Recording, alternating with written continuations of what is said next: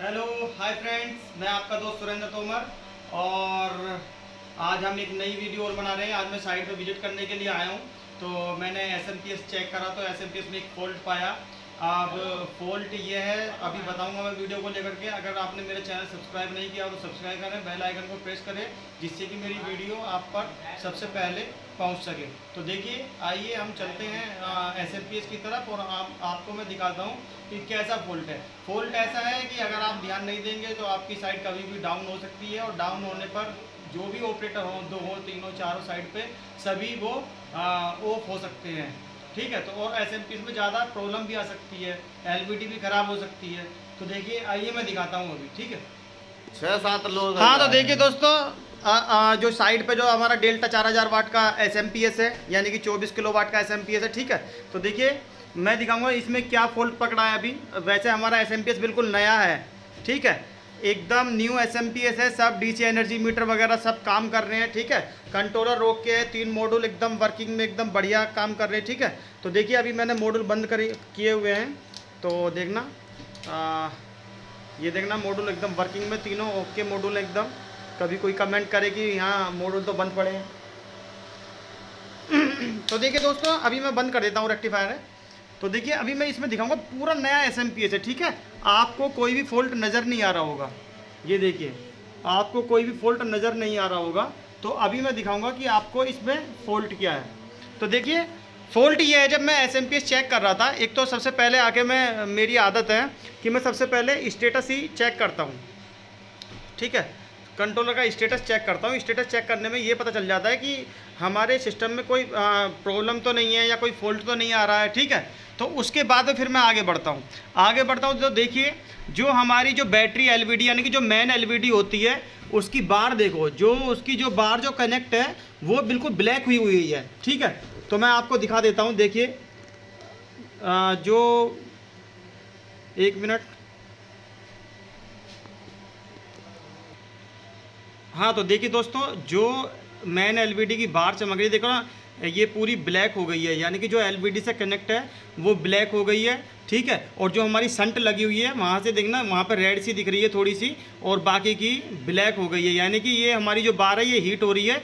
Heat होने पर मैं बता दूँ, जो हीट, तो देखिए मैं बता दूं, ये जो हमारी जो जो ये बस बार है, यानी कि जो स्ट्रिप है जो एलवीडी से और शंट को कनेक्ट कर रही है, तो ये देखना, ये हीट हो रही है, ये ब्लैक हो रही है, और थोड़ी सी रेड है, यानी कि जो एलवीडी का जो टर्मिनल है उससे हीट हो रही है, यानी कि वहाँ पे लूजिंग है हमारी।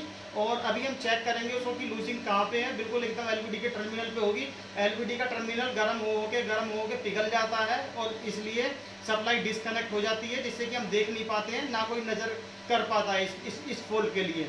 तो देखिए, अब हम इसको पीछे से खोलेंगे एसएमपीएस को, फिर हम अभी दिखाएंगे कि कहाँ से कहाँ तक के लिए ये हीट हुई है और कहाँ पे लूजिंग है, उसको टाइट करेंगे। ठीक है ना, जिससे कि आगे से हमारा कोई ऑपरेटर डाउन ना हो और कोई दिक्कत ना आए। हाँ तो देखिए दोस्तों, मैंने अभी थोड़ा सा ये एसएमपीएस घुमाया हुआ है, और अभी देखना मैंने नट भी खुलवा लिए हैं। तो देखिए, आराम से हम डिस्कनेक्ट कर रहे हैं इसको, इसके पीछे की बैक साइड खोल रहे हैं। तो देखिए अभी मैं दिखाता हूँ आपको।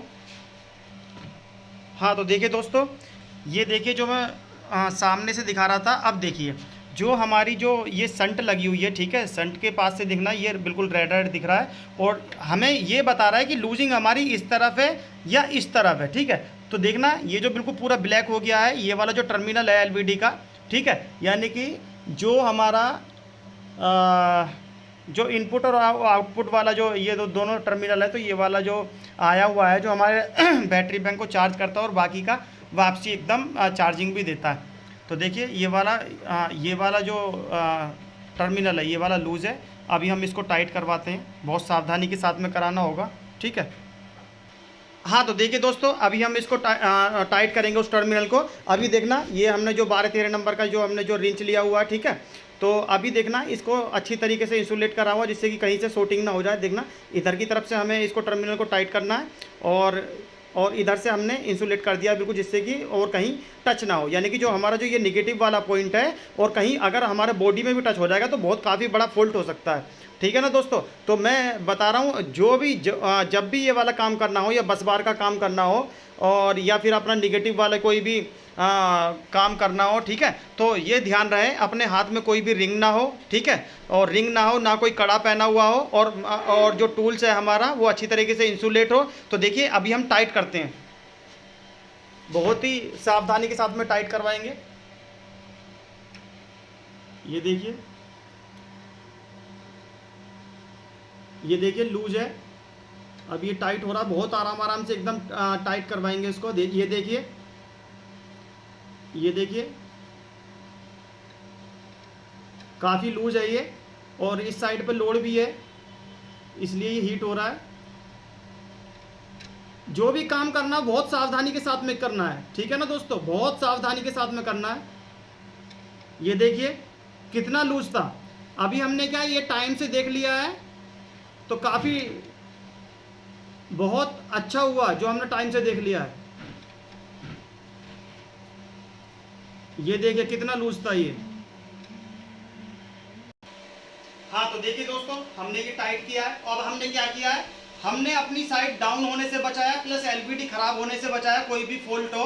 और फॉल्ट होने पे क्या है, एकदम काम होता नहीं है, काफ़ी टाइम की आउटेज आ जाती है, काफ़ी टाइम बढ़ जाता है, लॉन्ग टाइम की आउटेज आती है। तो इसलिए ध्यान रहे कि पहले ही हम सिस्टम को सुधारें।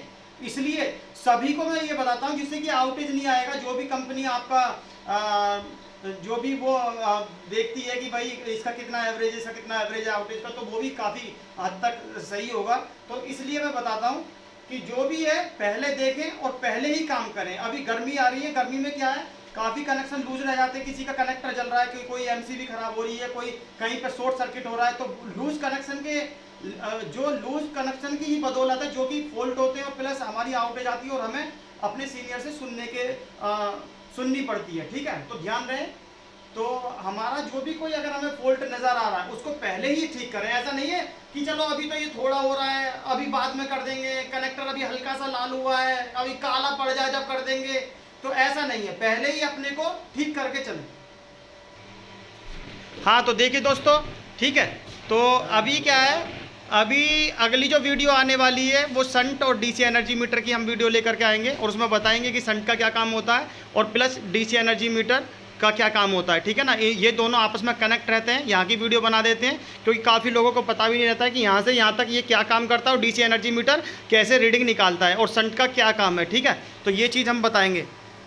हाँ तो देखिए दोस्तों, मेरी जो भी वीडियो होगी काफ़ी हेल्पफुल वीडियो होगी और आपको कुछ सीखने को मिलेगा। जो भी कोई नए बंदे जुड़ेंगे, जो भी टेक्निकल से जो भी कोई डिप्लोमा करके आएंगे, उनको भी काफ़ी हेल्पफुल वीडियो होगी। और हम जो अपनी जो वीडियो बनाएंगे, पूरे जो हमारे टावर में यूज़ होने वाले इक्विपमेंट है और जो भी पूरे टावर में जो भी सिस्टम यूज होते हैं उनके बारे में भी नॉलेज देंगे, जिससे कि हमारा पार्ट 1 या पार्ट 2 जो भी बनेंगे तो वो भी बनाएंगे। और काफ़ी हद तक हम जो भी हमारी सपोर्ट होगी वो पूरी की पूरी सपोर्ट करेंगे। तो देखिए, अगर आपने मेरा चैनल सब्सक्राइब नहीं किया तो सब्सक्राइब करें, बेल आइकन को प्रेस करें, जिससे कि मेरी वीडियो आप तक पहुंच सके। ओके।